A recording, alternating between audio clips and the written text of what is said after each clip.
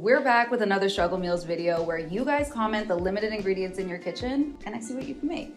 So let's talk about the rules for this series, because when you guys comment the list of ingredients that you have in your kitchen, I try my best to use only the things that you've commented when I create the foods and dishes that I come up with in these videos. However, there may be a time that I'll add something like baking soda, salt, or I'll fry something using oil. But these are ingredients like oil, salt, baking soda. These are things that people don't think to write in the list because they're just common pantry staples. No one's gonna sit here and list out all of the spices that they have. You might. These ingredients are pretty important to just keep in your kitchen. They're cheap. You use a very little amount of them at a time. They just live ready to use in your pantry, in your kitchen. They'll be very helpful whenever you're in a situation where you don't have a lot to work with. So now let's get into the comment. Today's commenter says, I don't have much in the fridge, but I do have cheese, a little milk, flour, eggs, and potatoes. Is there anything you can make with that? I am so curious. In the comments down below, if this is all that you had to work with, what would you make? First up, we have potato pillows. Think tater tots, but a little better. Actually, I'm not gonna say they're better, but they are nice. They're crispy and they're soft at the same time. Boil 3 to 4 potatoes until they are fork tender. Mash them up and try and get out as many lumps as you possibly can. Add about 3 tablespoons of flour and any salt and seasonings that you like at this point. Now, if you have cornstarch and glutinous rice flour, I highly recommend using that over flour because it's gonna be crispier. Follow Mrs. She and Mr. He's recipe for that. But don't worry, you can still do this if you only have flour. Roll out your potato dough, cut it into sections, and then press it down with a fork for a design. Fry them at 350 degrees until a light yellow crust develops, then increase the heat to 375 and fry them until they are golden and crispy. Hot, oh my God. Burned my fingers. Option number 1 just kind of feels like a snack, but struggle meal option number 2, we're gonna do gnocchi in a cheese sauce. Now that's a struggle meal.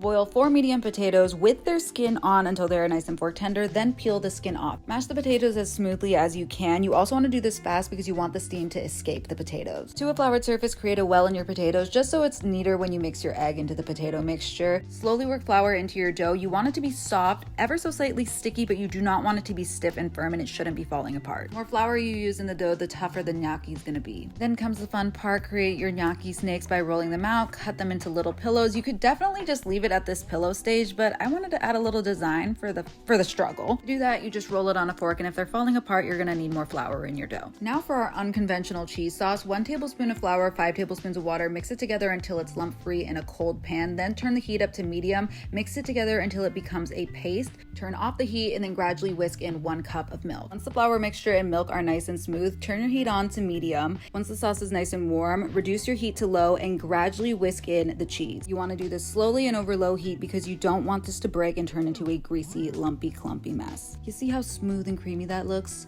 Low and slow. And then just season it up however you want it. Set the sauce aside and cook your gnocchi. You know that they're done once they start floating to the surface. Just take them out, put them in your cheese sauce, and look at that. Tell them struggle meal where. Cheers. Fantastic. I mean, I would eat this. This isn't a struggle meal. This is it. This is a dish. Yeah, if you like that soft, pillowy gnocchi texture, you're gonna really like this. If you learn how to make things from scratch, the struggle becomes a bit easier because this really is not, like I said again, it's not a struggle meal. It's just making things from scratch and having that knowledge retained. So, gnocchi, cheese sauce, this is a real dish. Last but never least, because the last one is never the least of the options. Okay, let's just get that one out of the way. The last option in our struggle meal series is always the best one, in my opinion. Option number 3 is potatoes au gratin. It's a French potato dish. This is one of my favorite side dishes growing up as a kid. I'm not French, but for some reason my parents always made this. Obviously I'm not, well, I could have grown up in that, I know I didn't. My voice, hello, I don't sound like I grew up in France.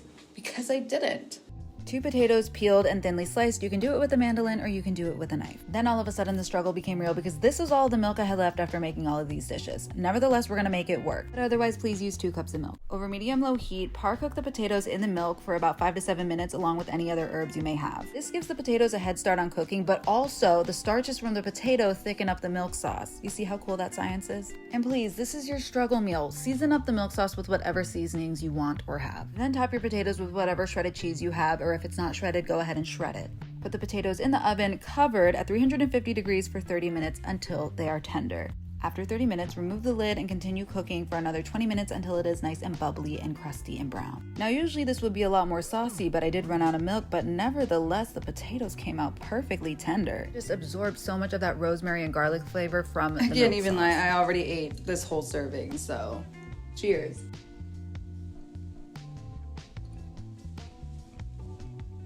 This is just so flavorful for being such a simple potato dish. Off of me. All right, so that is a wrap. That is a wrap for today's struggle meals. You guys already know the rules. If you guys want me to make dishes using the limited ingredients in your kitchen, let me know in the comment section down below what you guys have, and I'll see what you can make. Now, you guys know what to do. If you like this video, don't forget to give it a like. If you like the channel and you don't want to miss any more struggle meal videos, don't forget to subscribe and turn on your post notifications. With that said, I will see you guys in our next video. Love you, bye.